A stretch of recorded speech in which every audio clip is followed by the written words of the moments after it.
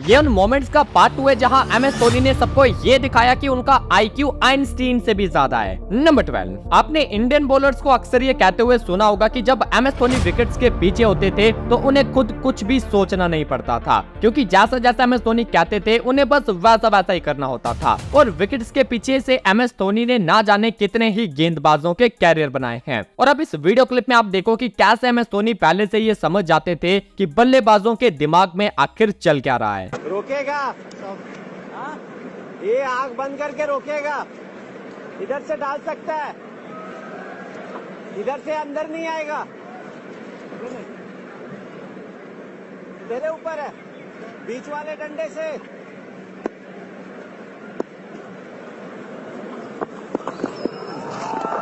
Oh, that's lovely. That is fantastic bowling, and that'll be the end of the New Zealand. Number 11, अगर आपको लगता है कि MS Dhoni इतने सारे मैचेस खेलने के बाद मास्टरमाइंड बने तो आप बिल्कुल गलत सोचते हैं, क्योंकि MS धोनी का माइंड पहले से ही कितना शार्प था वो आप इस इंसिडेंट में देखो। ये बात है 2007 में हुए इंडिया वर्सेस पाकिस्तान के ODI मैच की। शाहिद अफरीदी जो कि अच्छे टच में बैटिंग कर रहे थे, सचिन तेंदुलकर की बॉल पर स्टेप आउट करके चौका मारते हैं। अब धोनी यहाँ समझ जाते हैं कि शाहिद अफरीदी एक बार फिर से स्टेप आउट करके बड़ी हिट मारने की कोशिश करेगा, इसलिए वो सचिन सर को पहले इशारा कर देते हैं कि बॉल को वाइड लाइन पर डाले। और धोनी की ये प्रेडिक्शन सच भी साबित होती है। अफरीदी फिर से स्टेप आउट करता है, लेकिन इस बार बॉल वाइड लाइन के बाहर होती है और धोनी अफरीदी को स्टंप आउट कर देते हैं।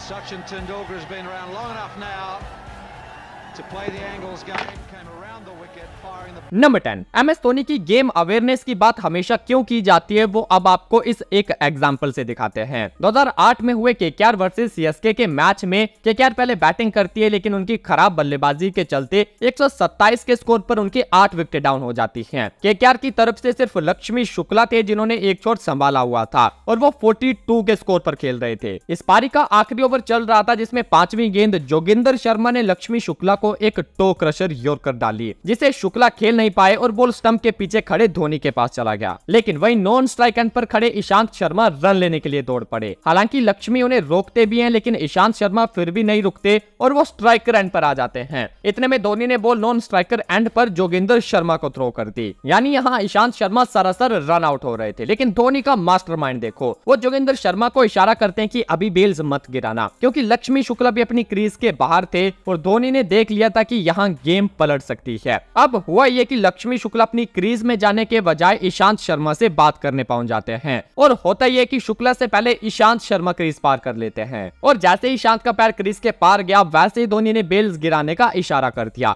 और सेट बैट्समैन लक्ष्मी शुक्ला को रन आउट होकर जाना पड़ा।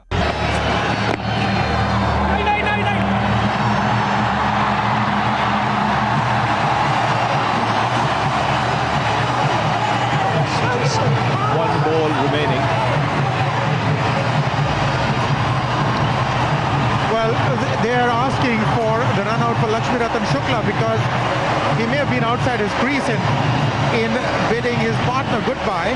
He may have actually inadvertently come out of his crease and Ishant may have crossed him.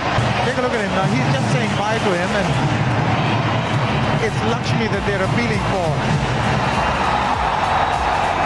Well, that's good thinking from Mahendra Singh Dhoni. Just checking with the umpire. Are you sure the batsman crossed? Number 9, एक कहावत जो हम अक्सर सुनते आ रहे हैं कि हाथी के दांत खाने के और दिखाने के और इस कहावत का मतलब समझना है तो आप MS धोनी के इस मोमेंट को देखो। ऑस्ट्रेलिया और इंडिया के इस मैच में 296 चेस करने उतरी ऑस्ट्रेलिया को जीतने के लिए 90 गेंदों में सिर्फ 94 रन की जरूरत थी और क्रीज पर मैक्सवेल और मिचेल मार्श खेल रहे थे। यहाँ मैक्सवेल इस बॉल को मिड ऑफ की तरफ खेलते हैं और बॉल के पीछे उमेश यादव भागते हैं। उमेश यादव को एक लंबी दौड़ लगानी पड़ी जिसमें बैट्समैन 2 रन तो आसानी से पूरे कर लेते हैं और तीसरे रन के लिए भी भाग आते हैं। इसी बीच उमेश यादव भी बॉल को धोनी की तरफ थ्रो कर देते हैं, लेकिन यहाँ आप देखोगे कि धोनी ऐसे रिएक्ट करते हैं जैसे बॉल उनके एंड पर नहीं बल्कि दूसरे एंड पर थ्रो किया हो। ये देखकर मिचेल मार्श थोड़ा धीमे पड़ गए, लेकिन जैसे बॉल स्टंप्स के नजदीक आया धोनी ने अपनी लाइटनिंग स्पीड से बेल्स गिरा दी और मिचेल मार्श अपनी क्रीज पार करने से बस कुछ सेंटीमीटर्स पीछे रह गए। Oh, look at that. Giving himself some room and just pounding it through that gap. He had to have very deep on the circle, but they're still going to come back for three. That's great running. It's tight, but I reckon he's home. Sean Marsh lumbered towards the finish. Now, let's have a look. That slid a little earlier. He's gone here. He's gone. Number 8, अगर अब भी आपको MS Dhoni के mastermind पर शक है तो ये वाला इंसिडेंट देखो। न्यूजीलैंड और इंडिया के बीच हो रहे इस ओडीआई मैच में जिमी नीशम न्यूजीलैंड को जीत की ओर ले जा रहे थे। तभी केदार जाधव की एक बॉल पर जिमी नीशम बीट हो जाते हैं और धोनी LBW की अपील करते हैं। अब जिमी नीशम को बॉल का आइडिया नहीं होता कि बॉल कहाँ है, इसलिए वो रन लेने के लिए भागने लगते हैं, लेकिन वो ये भूल जाते हैं कि विकेट के पीछे जो खड़ा है वो पलक झपकते ही मैच को बदल सकता है। और होता भी कुछ ऐसा ही है। जिमी नीशम जैसे ही क्रीज से बाहर निकले, धोनी धीरे धीरे अपील करते हुए बॉल के पास पहुंच गए और बॉल को उठाकर सीधा स्टंप्स पर दे मारा। और जिमी नीशम को यह सोचते हुए बाहर जाना पड़ता है कि आखिर उनके साथ यहाँ हुआ क्या।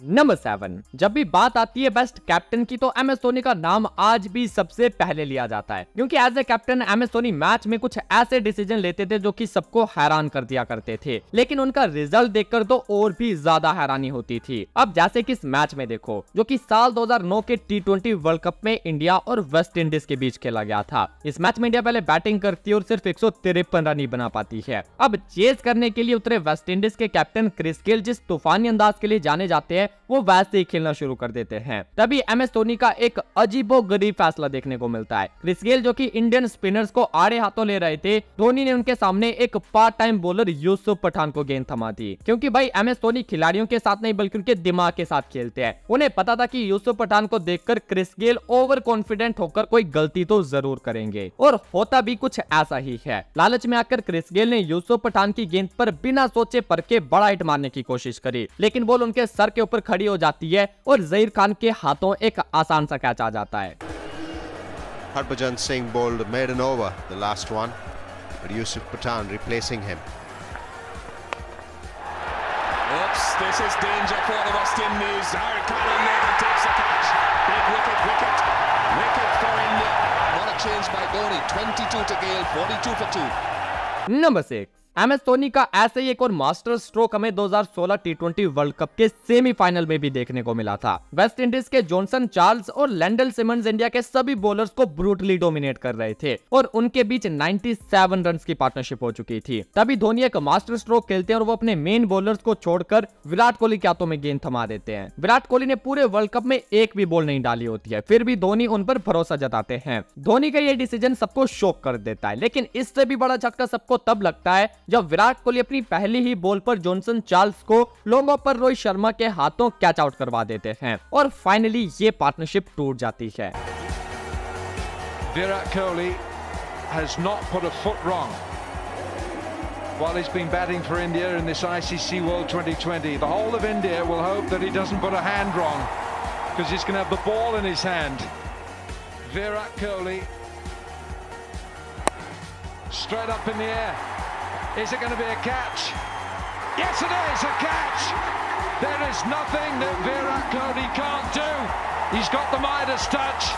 नंबर 5, चील की निगाहों से बचा जा सकता है लेकिन थाला की निगाहों से नहीं। मैं ऐसा क्यों कह रहा हूँ वो आप खुद ही देख लो। ये बात है 2013 में हुए इंडिया वर्सेस श्रीलंका के ओडीआई मैच की। रविंद्र जडेजा की ये गेंद इतनी तेजी से घूमती है कि रंगना हैरत को बीट कर देती है और MS धोनी पीछे स्टंपिंग की अपील करते हैं। अब ये सब इतना फास्ट हुआ कि आपको रियल टाइम में समझ नहीं आएगा, इसलिए हम इसका स्लो मोशन देखते हैं। बॉल पकड़ने के बाद MS धोनी जब स्टंप करने लगते हैं तो वो एंड मोमेंट पर आकर बेल्स नहीं गिराते, क्योंकि उन्होंने देख लिया था कि रंगना हैरत अभी क्रीज के अंदर है और उनका बैलेंस बिगड़ चुका है। और जैसे ही अनबैलेंस होकर हैरत का पैर क्रीज के बाहर गया, वैसे ही MS धोनी ने उन्हें स्टंप आउट कर दिया। Big appeal for stumping. That's going to be close. Umpire Nero from square leg asked for the assistance. Cycle pure Agarbatti, third umpire decision, and it'll go to India. The bat was still up in the air. OUT's got to be out.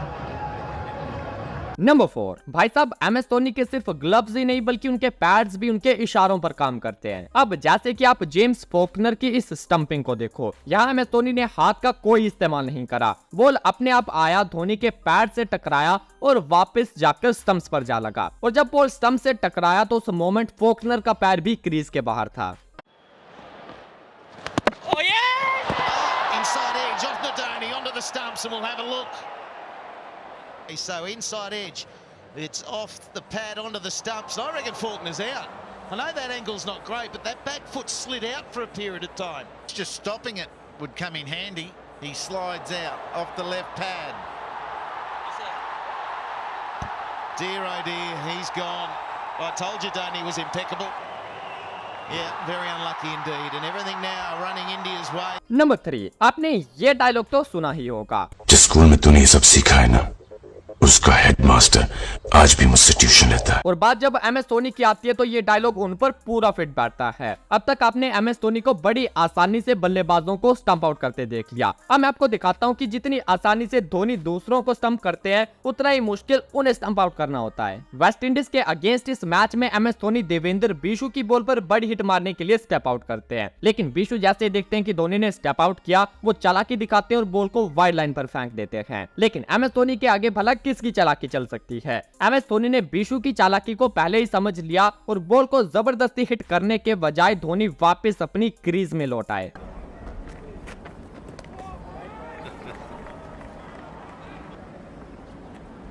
He'd made up his mind to come before it was delivered. Mahendra Singh Dhoni. Number 2, अगर पिछला moment level 1 का था तो अब मैं आपको level 100 का नहीं बल्कि लेवल 1000 का मोमेंट दिखाता हूँ। इस बार MS धोनी एडम जाम्पा की बॉल पर स्टेप आउट करते हैं। जाम्पा भी ये देखकर बॉल वाइड लाइन पर डालते हैं और MS धोनी बीट हो जाते हैं, लेकिन इससे पहले विकेट कीपर स्टंप कर पाता, धोनी फुल स्ट्रेच करके वापस अपनी क्रीज में आ जाते हैं।